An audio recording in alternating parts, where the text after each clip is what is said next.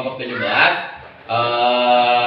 akan membahas tentang proses runtuhnya Bani Umayyah I di Damaskus. Langsung saja kepada yang membacakan yang pertama, si Pak. Bismillahirrahmanirrahim. Proses runtuhnya Bani Umayyah I di Damaskus. Yang pertama ada sikap ketidaksenangan masyarakat terhadap khalifah Bani Umayyah I. Ketidaksenangan masyarakat Islam terhadap pemerintahan Bani Umayyah I disebabkan oleh praktek-praktek rusaknya akhlak dari para khalifah melalui acara-acara seremonial yang dilaksanakan di dalam istana dengan alasan untuk menghibur para pembesar istana. Acara tahunan tersebut dilakukan secara rutin. Acara seremonial tersebut di atas termasuk faktor internal yang banyak berpengaruh terhadap proses lemahnya Bani Umayyah I. Perebutan kekuasaan dalam istana termasuk faktor internal penyebab lemahnya Bani Umayyah I. Seperti yang terjadi pada masa pemerintahan khalifah yang ke-12, Walid bin Yazid, yang wafat pada tahun 126 Hijriah. Pada tahun 126 Hijriah, masyarakat saling mengklaim mengangkat dua putra mahkota dari Walid, yaitu Yazid bin Walid dan Ibrahim bin Walid. Selama 1 tahun berjalan, masyarakat tidak dapat menetapkan siapa saja yang menjadi khalifah untuk menggantikan bapaknya. Akan tetapi yang terjadi adalah bentrok dari pertikaian antar keluarga istana. Kondisi itu menimbulkan respon buruk masyarakat terhadap pemerintahan Bani Umayyah I. Yang kedua ada peperangan melawan keturunan Abbasiyah. Lemahnya pemerintahan Bani Umayyah I terjadi hampir di semua wilayah kekuasaan. Sementara kekuatan baru muncul sebagai lawan politik, yaitu Abbasiyah sedang berkembang pesat dengan mendapat sambutan dan dukungan dari masyarakat Islam. Abu Abbas, pemimpin Abbasiyah yang baru menguasai berbagai wilayah Umayyah, dibantu oleh tentara bayarannya yaitu Abu Muslim al-Khurasani. Bani Umayyah I hanya bisa bertahan di daerah Al-Zab, wilayah pesisir Laut Merah berseberangan dengan pesisir Sungai Nil. Pertemuan kedua belah pihak tidak bisa dilakukan dan terjadilah pertempuran di Al-Zab pada tahun 132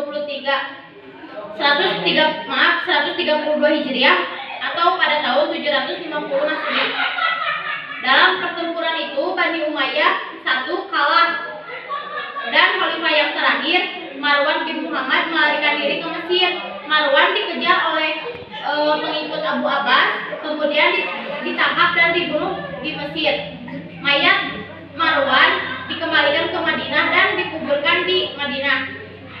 Kekalahan Bani Umayyah I di Al-Zab sekaligus mengakhiri masa pemerintahan Bani Umayyah I, sekaligus diproklamirkan berdiri kekuasaan baru yaitu Bani Abbasiyah. Dari uraian di atas dapat disimpulkan bahwa faktor-faktor kemunduran Bani Umayyah I adalah yang pertama, sistem pergantian khalifah melalui garis keturunan adalah merupakan sesuatu yang baru bagi tradisi bangsa Arab yang lebih menekankan aspek senioritas. Peraturannya tidak jelas dan menyebabkan terjadinya persaingan tidak sehat di kalangan istana. Yang kedua, latar belakang terbentuknya Bani Umayyah I tidak bisa dipisahkan dari konflik-konflik politik yang terjadi pada masa pemerintahan Khalifah Ali. Sisa-sisa pengikut Ali atau Syiah dan Khawarij terus menjadi penggerak oposisi baik secara terbuka seperti pada masa awal maupun secara tersembunyi seperti pada masa pertengahan Bani Umayyah. Penumpasan terhadap gerakan-gerakan ini banyak menyodor kepada pemerintahan. Yang ketiga, pada masa kekuasaan Bani Umayyah I, pertentangan etnis antara suku Arabia Utara dan Arabia Selatan yang sudah ada sejak zaman sebelum Islam makin meruncing. Perselisihan ini mengakibatkan para penguasaan Bani Umayyah satu mendapatkan kesulitan untuk menggalang persatuan dan kesatuan. Di samping itu, sebagian besar golongan Mawali atau non-Arab, terutama Irak dan wilayah bagian timur lainnya, merasa tidak puas karena Mawali itu menggambarkan sesuatu inferioritas ditambah dengan keangkuhan bangsa Arab yang diperlihatkan pada masa Bani Umayyah I. Yang keempat, lamanya pemerintahan Bani Umayyah juga disebabkan oleh sikap hidup mewah di lingkungan istana, sehingga anak-anak khalifah tidak sanggup memikul beban berat kenegaraan tatkala mereka mewarisi kekuasaan. Di samping itu, golongan-golongan agama juga banyak yang kecewa karena perhatian pemerintah terhadap perkembangan agama yang sangat lambat. Yang kelima atau yang terakhir adalah penyebab jatuh langsungnya Bani Umayyah I adalah munculnya kekuatan baru yang dipelopori oleh Abu Abbas as-Saqqaf.